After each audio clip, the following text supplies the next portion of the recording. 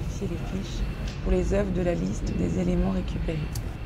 Insister pour savoir ce qu'il se passe. Dans les dossiers plastiques, invite, carte postale, articles volants.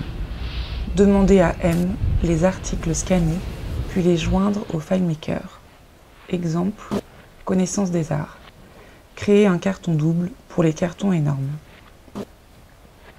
Texte retranscrit par E, faire relire à M, puis renvoyer.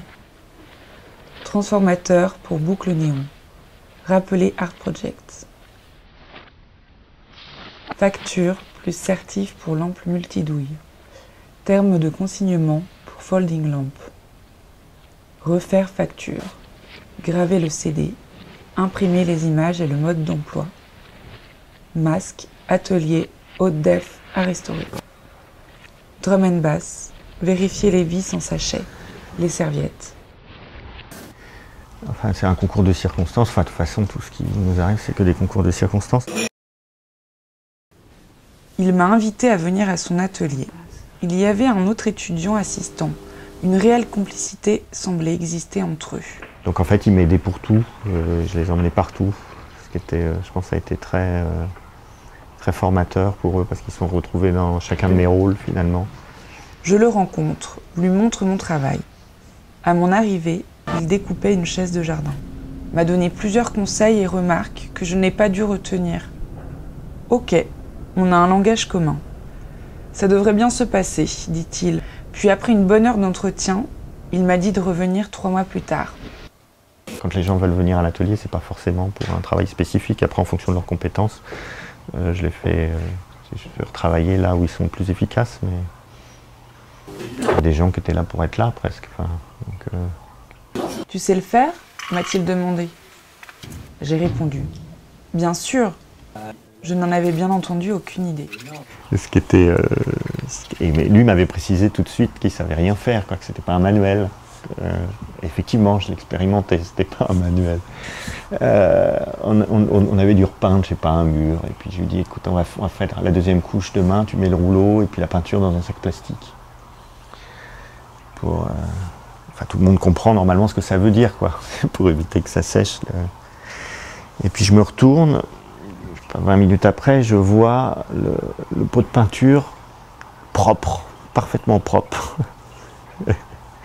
Je dis, mais qu'est-ce que tu as fait? Et en fait, il avait tout versé dans un sac plastique. Et il avait nettoyé le pot.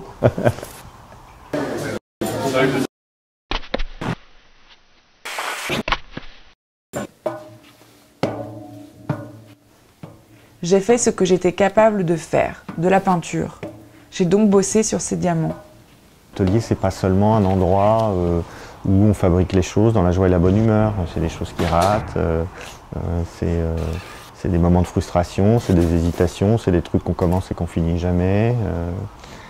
Je pense que c'est intéressant aussi pour des étudiants de voir qu'il y a des moments, la production, c'est pas que de l'application des méthodes et des figures de style qui sont mises en place par les artistes.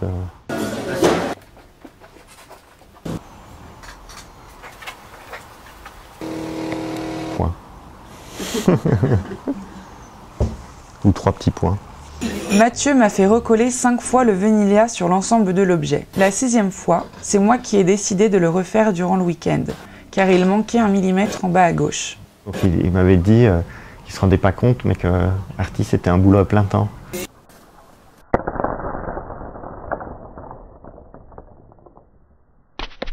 Mathieu préparait un futur trombone en pliant des pailles de plastique sur une base de polystyrène. Finalement, ce que j'ai fait avec quelques-uns qui sont passés par l'atelier, alors sur les 20, je ne sais plus combien dans l'exposition de Backstage, sur les 25, il y en a peut-être que 5 ou 6 qui ont habité à l'atelier. Et voilà, j'ai fait que répéter l'histoire. À ma sortie de l'école, Mathieu m'a proposé de m'installer dans son atelier afin d'atterrir en douceur à Paris.